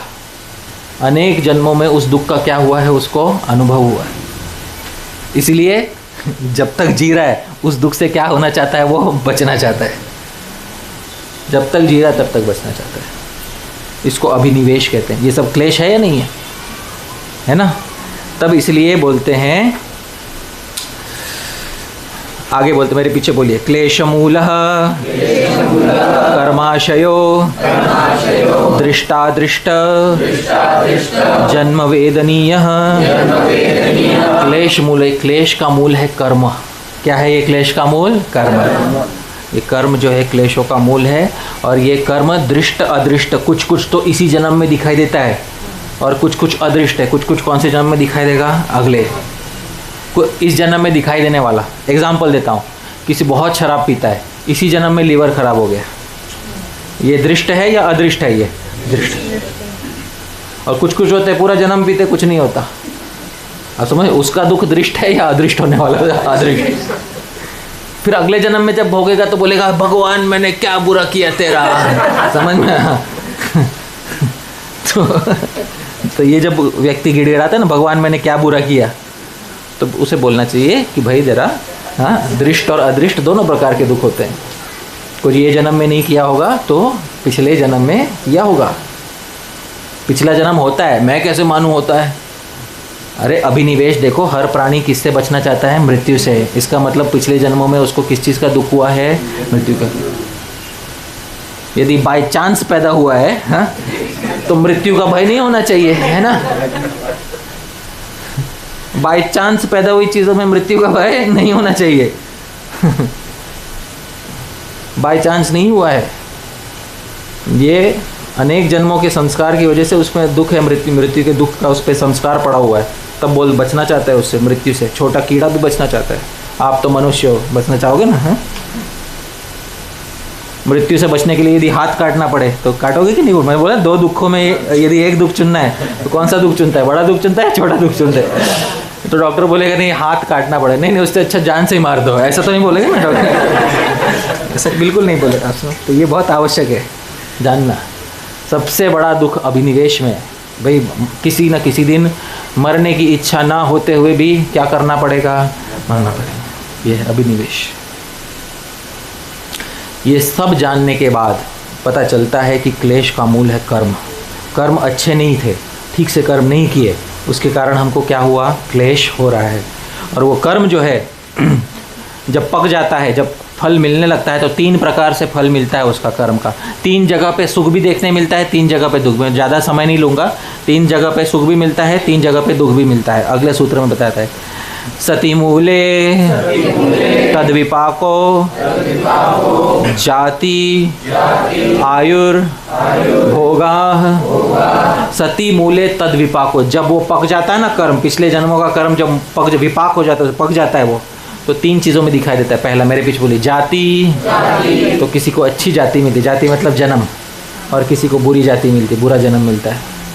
तो पहला भोग का लक्षण क्या होता है? जाति। किसी की जाति अच्छी होती है, किसी की जाति बुरी होती है। पेड़ पौधा बन गया, कीड़ा बन गया, समझ में आ रहा है? जाति अच्छी मिली या बुरी मिली? बुरी मिली। बहुत अच्छा मनुष्य बना, ज्ञानवान हुआ, एकदम मेमोरी अच्छी है, बोलने में भी अच्छा है, दिखता भी बहुत अच्छा है, जाति अच्छी हुई या बुरी हुई? अच्छी जाति हुई। पहला भोग का लक्षण क्या है? जाति। दूसरा है आयु। दूसरा क्या है? आयु। जाति तो मिली पर बहुत छोटी आयु मिली, समझ में आ रहा है? आप समझ, तो ये दूसरा आयु। और तीसरा भोग, बाकी जो सुख दुख मिलने वाला है वो है तीसरा। ये 3 चीज़ें पिछले कर्मों से निर्धारित होती हैं। अब आपको जाति आयु भोग अच्छे चाहिए या बुरे चाहिए? ये भूल मत करना, अच्छा बोलने का भूल भी मत करो। ये बहुत बड़ी भूल कर रहे हो, बहुत बड़ी भूल कर रहे हो। हाँ, यहीं पे पकड़ लिए जाओगे। योगी बनो, भोगी नहीं। बहुत महत्वपूर्ण है ये जानना। हाँ, मुझे अच्छी जाति चाहिए, अच्छा भोग चाहिए, अच्छी आयु चाहिए, आयु के अंत तक कोई रोग ना हो, ऐसा चाहिए। बहुत बड़ी भूल कर रहे हो, क्योंकि जितना भोगेगे उतना राग उत्पन्न होगा। क्या उत्पन्न होगा? राग। राग भी एक प्रकार का क्या है? दुख है। क्योंकि जब वो बाद में नहीं मिलेगा तब उसमें वापस क्या होगा? तुम्हें दुख होगा। जितना ज़्यादा भोगोगे उतना ज़्यादा क्या उत्पन्न होगा? राग। और जितना ज़्यादा राग उत्पन्न होगा उतना ज़्यादा क्या होने वाला है? दुख उत्पन्न होने वाला है। ठीक है? विषय के छूट जाने पे राग दुख देता है, हाँ? और विषय के मिल जाने पे द्वेष दुख देता है। सही बात है? हाँ, ये इतना सिंपल बात समझना है। इसीलिए नीचे 1-2 सूत्र करेंगे, फिर माता जी 1-2 सूत्र के बाद पॉज करेंगे। ठीक है? आगे का इंट्रोडक्शन अगले सेशन में हम करेंगे। हाँ, मुझे आशा है आपकी रुचि जाग गई होगी अब तक। हाँ? तो आगे योग सूत्र में बोलते हैं, तेह्लाद परिताप फला पुण्य पुण्य हेतुत्वात् पुण्य अपुण्य हेतुत्वात्। उस पर कभी पुण्य होता है, कभी अपुण्य पाप होता है। ये हेतु की वजह से, इस कारण से तेह्लाद आनंद मिलता है और परिताप दुख मिलता है। आनंद भी मिलता है, दुख भी मिलता है, पर उसका हेतु, उसका कारण क्या है? पुण्य और अपुण्य। जीवात्मा इसी में फंस जाता है। तो फिर अरे यार एक काम करो ना, केवल पाप हटाओ। केवल क्या हटाओ? पाप हटाओ। पाप हटा दोगे तो फिर क्या बचेगा? केवल फिर मस्त भोगेंगे संसार में। और क्या चाहिए? सही बात है ना, मस्त। और क्या चाहिए? बस इतना बता दो गुरुजी, इतना बता दो पाप कैसे हटाया जाए, है ना। पाप हटा दो, फिर क्या बचेगा? पुण्य। फिर तो संसार अच्छा है। सही बात है कि नहीं? हाँ, पाप अगर हटा दिए तो फिर संसार में क्या बचाएगा? सिर्फ पुण्य। फिर भोग ही भोग होगा, and we will live happily ever after, है ना, ऐसा होगा। हाँ, लेकिन ये सोच बहुत बड़ी भूल है। क्यों भूल है ये भी बता के देते हैं। देखिए नीचे 2-3 लाइन नीचे दिया है। परिणाम ताप संस्कार दुःखै गुणवृत्ति विरोधाच्च दुःखमेव सर्वं विवेकिनः। दुःखमेव सर्वं विवेकिनः। विवेकी व्यक्ति के लिए सुख और दुख दोनों क्या है? दुख है। सब कुछ संसार में क्या है? दुख। विवेकी व्यक्ति के लिए, बुद्धिमान व्यक्ति के लिए संसार में सब कुछ क्या है? दुख। और उसका कारण ऐसे ही नहीं, बोलने के लिए नहीं बोला है, उसका रीज़न भी बताया, कारण बताया है। पहला है परिणाम, क्योंकि जो इस समय सुख है धीरे धीरे वो किस में बदल जाता है? दुख। बहुत बार मैं उदाहरण देता हूँ। स्त्री किसी पुरुष के प्रेम में पड़ गई, उसको बोल दिया मैं प्रेम करती हूँ तुमसे। पुरुष स्त्री के प्रेम में पड़ गया, स्त्री को बोला मैं तुमसे बहुत प्रेम करता हूँ। दोनों ने विवाह कर लिया, ठीक है। 2 साल बाद, विवाह के 2 साल बाद स्त्री को हो गया कैंसर, उसके सारे बाल झड़ गए।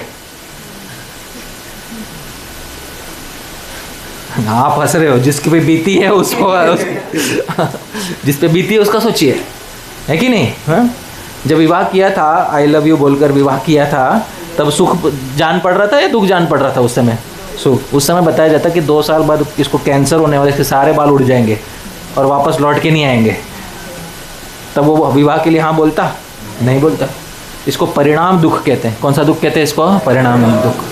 ये होने वाला है, लिख कर ले लो, गारंटी। स्टैम्प पेपर पे में कितने भी पैसे का, कितने भी रुपए का स्टैम्प पेपर उस पर लिख कर ले लो, परिणाम दुख होने वाला, आपको निश्चित होने वाला है, ठीक है। दूसरा ताप। ताप मतलब क्या? कभी कभी वो वस्तु नहीं मिलेगी तो उससे कौन सा दुख होगा? ताप। कभी कभी किसी दूसरे को वो वस्तु तुमसे ज़्यादा मिली हुई दिखाई देगी। समझ में आ रहा है? हाँ? किसी ने मिस वर्ल्ड से विवाह कर लिया, उसने उस व्यक्ति को देखा जिसने मिस यूनिवर्स से विवाह किया हुआ। समझ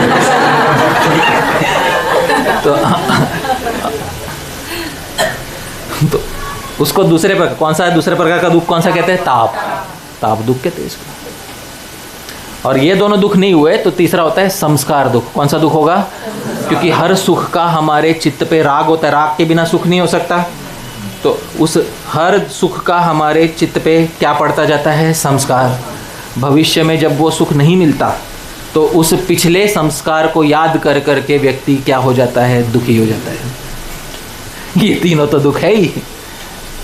अगर इसको कोई लॉजिकली आप मना नहीं कर सकते, तीनों ये दुख है। परिणाम भी दुख है, ताप भी दुख है, संस्कार भी क्या है? दुख है। और ये सब दुख नहीं है तो गुणवृत्ति विरोधाच्च। ऐसा कोई भी सुख नहीं है जिसमें थोड़ा सा दुख ना मिला हुआ। सुख भोगते समय भी थोड़ा सा क्या मिला हुआ है? दुख मिला हुआ ही है।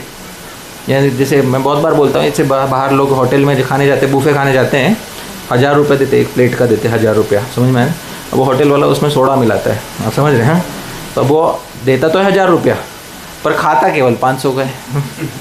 और फिर बाहर आके बोलता हाय मेरे 1000 रुपये व्यर्थ हो गए, समझ में? इससे अच्छा तो मैं घर पे बना के खा लेता है, समझ में? अरे मूर्ख, भोगते समय तो खुश रहे, समझ में आया? भोगते समय तो तू खुश रहे, भोगते समय भी तू क्या हो रहा है? दुखी हो रहा है। गुणवृत्ति विरोधाच्च। सत्व गुण के साथ रजोगुण तमोगुण मिले हुए हैं, समझ में आ रहा है? तमोगुण के साथ सत्व रजस मिले हुए हैं, रजस के साथ सत्व तमस मिले हुए हैं। कहीं शुद्ध सुख नहीं है यहाँ पर। कहीं पे भी नहीं है। कुछ ना कुछ तो दुख लगा ही रहता है, सुख के साथ भी। वो वैसा ही है जैसे शहद के साथ थोड़ा सा क्या मिला हुआ है, जहर, वैसा सुख है यहाँ पे। दुखमेव सर्वम विवेकिन, अगर विवेकी हो तो जानोगे संसार में केवल क्या है, दुख है, सुख कुछ नहीं है। विवेकी के लिए अविवेकी के लिए नहीं। मकड़ी का जाला जिसके हाथ पे नहीं पड़ा है, मकड़ी का जाला जिसके आंख में गिरा है, उसके लिए दुख है। अब यदि इस दुख की चिकित्सा करनी है, तस्माद योगी भव अर्जुन, इसलिए अर्जुन तू क्या हो, योगी हो। और वो योगी बनने के लिए ही भगवान ने कौन सा शास्त्र बोला, भगवद गीता। इसमें भगवान सब बता कर देंगे कैसे दुखों से बाहर निकलना है, किस तरह से संसार में रहते हुए भी दुखों की हानि करनी है। और आप यदि उसे जानना चाहते हो तो आपके लिए अवसर है कि आप यहाँ पर आके इस शास्त्र को सीख सकते हो। भले आप भक्ति योग कर रहे हो, बहुत सारे लोग बोलते हैं भक्त हैं, उसका परीक्षा होना चाहिए, ठीक है। भक्त का एक परीक्षा होना चाहिए। क्या भक्त का परीक्षा क्या होती है पता है आपको? गीता में भगवान बोलेंगे, ब्रह्मभूतः प्रसन्नात्मा न शोचति न कांक्षति समः सर्वेषु भूतेषु मद्भक्तिं लभते परम। मेरी परम भक्ति को वही प्राप्त है जो ब्रह्मभूत है और जो क्या है, प्रसन्न आत्मा। प्रसन्न आत्मा का मतलब क्या होता है? हाँ, दुख आए तो भी उसके पास दुख की क्या है, चिकित्सा है। अज्ञानी मत बनिए। संसार में अज्ञानी बन के मरना ये मनुष्य जीवन का सबसे बड़ा अपमान है, सबसे बड़ा अपमान है। मनुष्य रोगी बन के मरना सबसे बड़ा अपमान नहीं है, निर्धन बन के मरना सबसे बड़ा अपमान नहीं है। सबसे बड़ा अपमान क्या बन के मरना है? अज्ञानी बन के मरना है। सबसे बड़ा अपमान है इस मनुष्य जीवन का। अज्ञानी बन के मत मरिएगा। जितना समय बाकी है संसार में, जितना भी जीवन में समय बाकी है, उतने समय में प्रयास कीजिएगा। जितने भी दिन बाकी है, मैं एक भी अपने प्रज्ञा का, अपनी बुद्धि का अपमान नहीं करूँगा, अपने मनुष्य जन्म का अपमान नहीं करूँगा। और वही समय एक चीज़ की हानि, पूरा मनुष्य जीवन एक चीज़ की हानि में बिता दूंगा। किस चीज़ की हानि करनी है मेरे को? दुखों की हानि करनी। अगली बार नहीं होना चाहिए। पूरा जीवन दुखों की हानि में बिता दूंगा। और यदि जीवन में कोई दुख आ भी रहा है, इस समय भी आ रहा है, उससे कैसे जूझना है वो भी यहाँ पे भगवान सिखा कर देंगे, सब सिखा कर देंगे। तो आप में से कौन कौन है जो सीखना चाहोगे भगवद गीता से ये सब विद्या? ठीक है, तो वहाँ सभी लोग सीखना चाहेंगे। हाँ, मैं भी सीखना चाहूँगा, भगवान मुझे भी सिखाएं, है कि नहीं? हाँ, तो मैं भगवान से प्रार्थना करता हूँ भगवान मेरी बुद्धि में भी प्रकाश डालें, जिससे मैं भी अपने दुखों की हानि कर सकूँ, और भगवान आपको भी इस विद्या से अवगत कराएं आपके हृदय में। तो इसी प्रार्थना के साथ आज का यहाँ पे जो प्रथम सत्र था उसको मैं यहाँ थोड़ा अल्प विराम दे रहा हूँ। आगे थोड़ा अगली बार थोड़ा और बताएंगे, ठीक है, और फिर उसके बाद शुरू करेंगे। लेकिन अगली बार अगले रविवार को होगा या कब होगा वो मैं बताऊंगा, आपको मैसेज आएगा। आज यहाँ पे ही पॉज करते हैं, यहीं पे हम प्रवचन रोकते हैं। हरे कृष्णा।